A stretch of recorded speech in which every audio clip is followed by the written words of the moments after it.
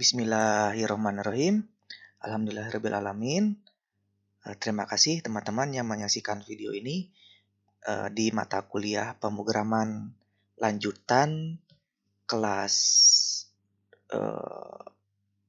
Prodi Teknik Komputer UPI Biru di pertemuan 14. Kali ini kita coba membahas mengenai bagaimana caranya menyimpan sebuah file dari inputan C++ ke eksternal. Nah, sebelumnya akan saya jelaskan sedikit bagaimana ilustrasi dari proses tersebut. Kita coba buka Paint ya. Nah, begini. Oke. Ini agak menarik ya, tidak terlalu abstrak. Jadi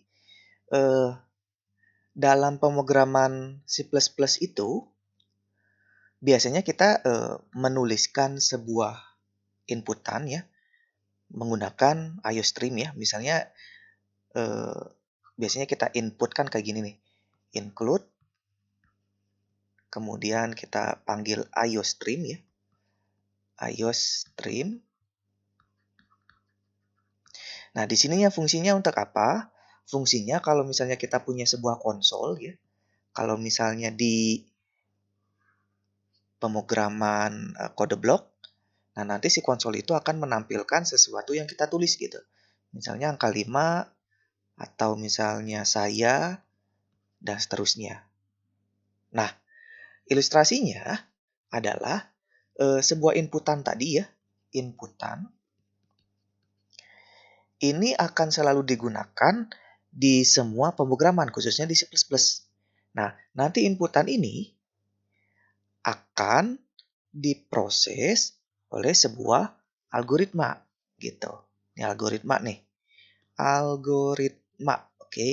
Nah, nanti si algoritma tadi akan memproses sehingga menghasilkan output pada CMD gitu. Ini CMD nih atau command prompt-nya. Nah, inputannya kan biasa di dalam coding C++ kita bisa menggunakan cout. Bukan cout, cin. Atau juga bisa menggunakan cout juga untuk outputnya. Nah, untuk outputnya bisa kita gunakan cout ya pada C++ sehingga menghasilkan sesuatu di command prompt. Nah, tapi ini ya, cout ini yang ditampilkan pada CMD atau command prompt sifatnya adalah temporary atau sementara. Nah, disimpannya di mana? Disimpannya biasanya di memori. Memori komputer atau laptopnya masing-masing. Nah, memori ya kelemahannya adalah ketika kita menjalankan sebuah komputer dan kemudian kita lakukan proses close atau mematikan sebuah komputer, data yang kita simpan atau data yang kita tampilkan 5, saya, dan seterusnya yang ada di CMD yang kalian kenapikan itu akan menghilang gitu. Itu akan menghilang, tidak tersimpan secara permanen, kehapus aja. Nah, ini kelemahannya. Nah, bagaimana solusinya pada data atau coding C++ ini? Makanya muncul penyelesaiannya adalah menggunakan Fstream. Fstream namanya. Gitu. Nah, Fstream ini ketika kita biasanya menyimpannya di CMD, nah dia akan menyimpan pada sebuah file yang berbentuk txt gitu. Pada dasarnya file txt ini bisa disebut juga dengan database ya. Database juga sebetulnya adalah file txt. Tapi kan kalau kita bicara database ya, database itu biasanya dilambangkan dengan sebuah penampung ya. Penampung seperti drum begitu. Nah, di sini biasanya ada bahasa-bahasa sendiri seperti MySQL atau Oracle, dan lain-lain ya. Biasanya kita gunakan banyak seperti ini. Nah, namun untuk dasar menggunakan coding C++ ini, kita cukup menggunakan fstream atau kelas di mana yang sudah diciptakan pada C++ tadi, sehingga hasil keluarannya atau output eksternalnya berupa file txt. Nah, video part pertama akan saya bahas bagaimana caranya menyimpan file eksternal. Begitu. Oke, kita coba langsung saja ke codingnya ya. Akan saya bikin sebuah file. Saya bikin baru ya di sini, empty. Kemudian coba saya simpan. Coba saya simpan di oke, di sini file 14 ya. Saya bikin folder baru. Misalnya di sini adalah belajar. Kemudian saya masukkan di dalam belajar ini. Yang pertama adalah filenya simpan.cpp. Nah, kemudian di sini seperti biasa kan kita menggunakan, sebenarnya tidak terlalu digunakan juga tapi nggak apa-apa, include seperti biasa, kemudian iostream ya. iostream. Nah, iostream ini kan fungsinya yang nantinya akan menampilkan ke CMD gitu, input output stream gitu. IO-nya itu biasanya itu ke dalam CMD. Nah, kemudian kita menambahkan lagi karena ingin kita jadikan ke eksternal, maka kita include lagi kelas lainnya yaitu fstream. Nah, fstream ini biasanya dia memiliki 3 karakteristik atau 3 anakan ya di dalamnya. Ada offstream, kemudian ada ifstream. O itu berarti outstream, output. Ifstream itu berarti input streamnya. Kemudian yang terakhir fstream, dasarnya atau bisa kedua-duanya. Fstream gitu. Nah, terus kita bikin karena di dalamnya menggunakan file xtd, berarti using name space std ya. Kemudian kita bikin fungsi main, integer main seperti biasa. Kemudian kita return ya, return 0 karena ini sebuah fungsi yang sebetulnya mengembalikan nilai. Kenapa saya tulis 0? Karena tidak ada yang dikembalikan karena fungsi utamanya ada di sini. Kemudian sin get ya, get ini biar tidak ada tulisan lain selain yang saya tampilkan, biasanya seperti itu. Sin get seperti ini. Oke ya, sin get. Oke, defaultnya gini. Nah, sekarang dalam proses fstream ya, fstream itu biasanya terdiri dari 3 karakteristik ya. 3 karakteristik. Saya tulis dulu di sini. iOS, nanti akan saya jelaskan perbedaannya.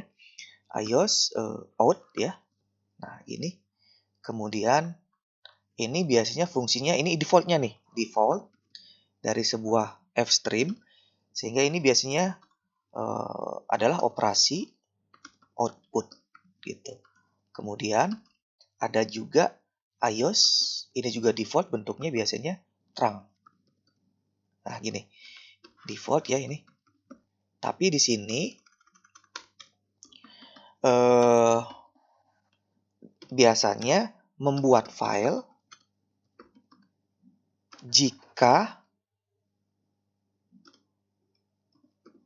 tidak ada gitu.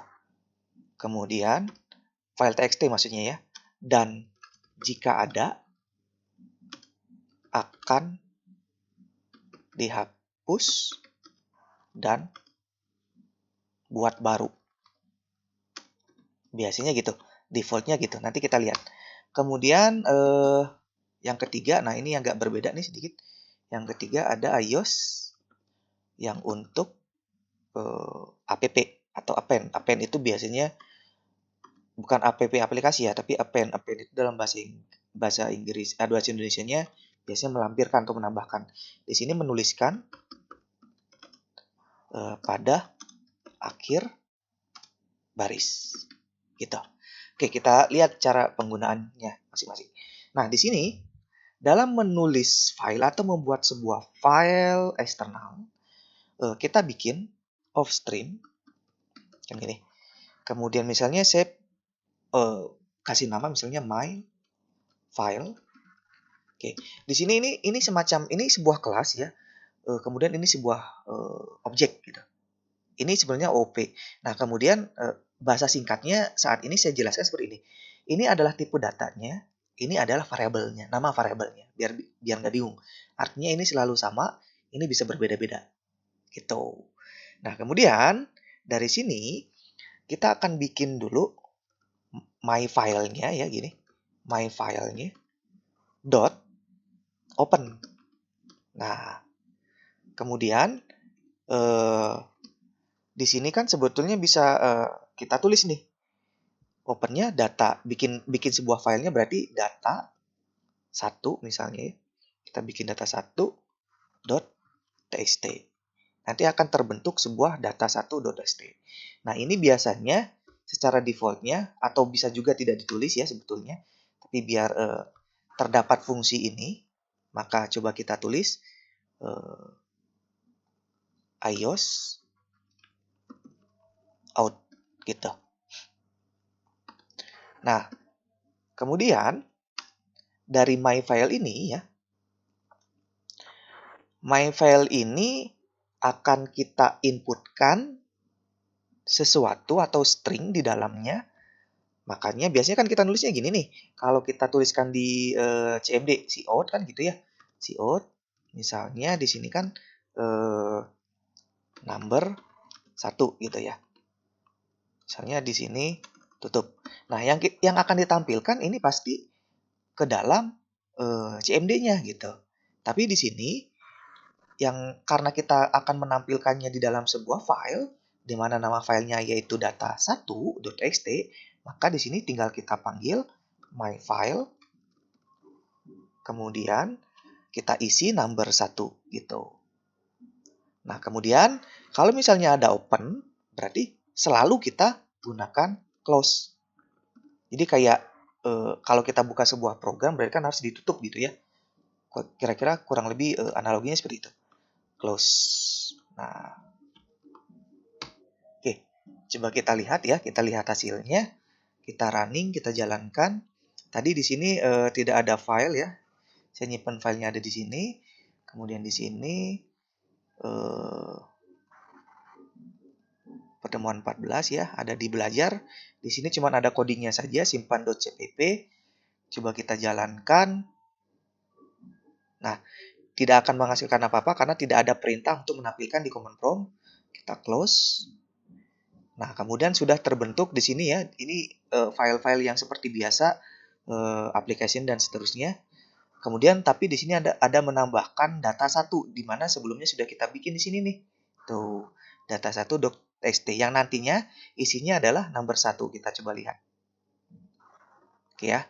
Terbukti ya, bisa disimpan di sebuah file txt dengan nama number 1. Nah, sebetulnya ini itu bisa kita tambahkan lagi misalnya kayak gini nih. N biar ada enter ya, n line ya gitu. Kemudian my file bisa juga kayak gini nih. Misalnya number 11 misalnya. N line lagi. Harusnya muncul data di bawahnya menjadi number 11. Kita jalankan. Nah, itu ya. Oke, selanjutnya kita coba yang terang-terang ini pun sama sebetulnya dengan yang out ya. Kita coba ya, kita coba jalankan, kita copy saja. Kemudian kita tulis ini menjadi data 2. Di sini juga data 2 di mana isinya number kedua ya. Tapi di sini kita karena berbeda, maka dia akan menghasilkan sebuah file baru lagi di mana hasilnya adalah number 2. Kita jalankan.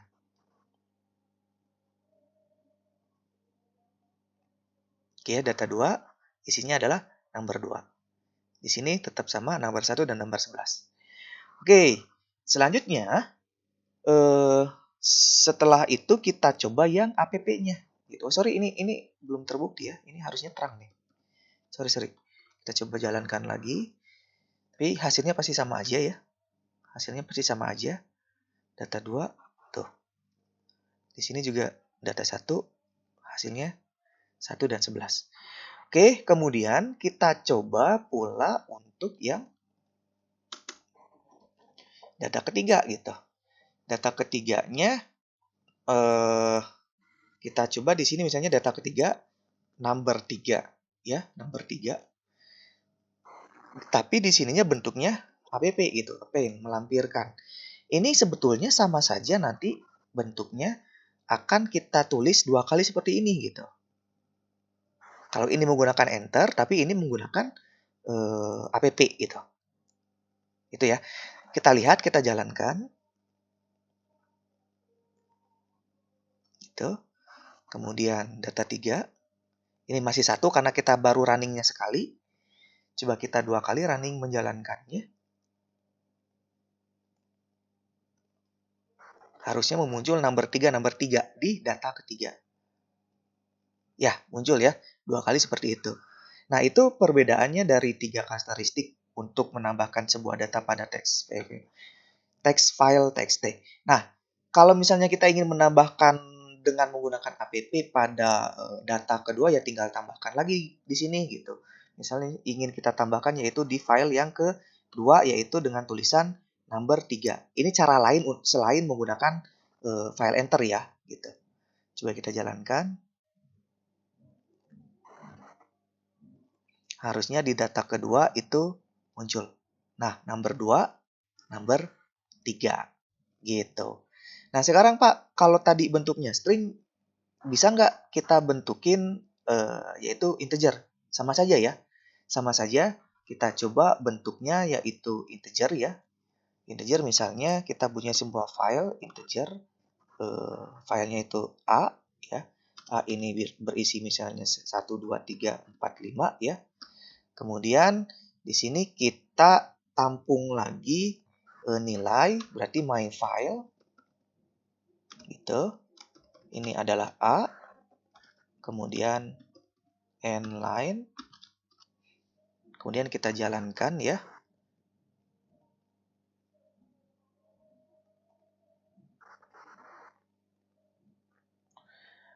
Oke, integer 1, 2, 3, filenya harusnya ini kecil. Kita jalankan. Kita lihat hasilnya di data kedua. Oke, muncul ya.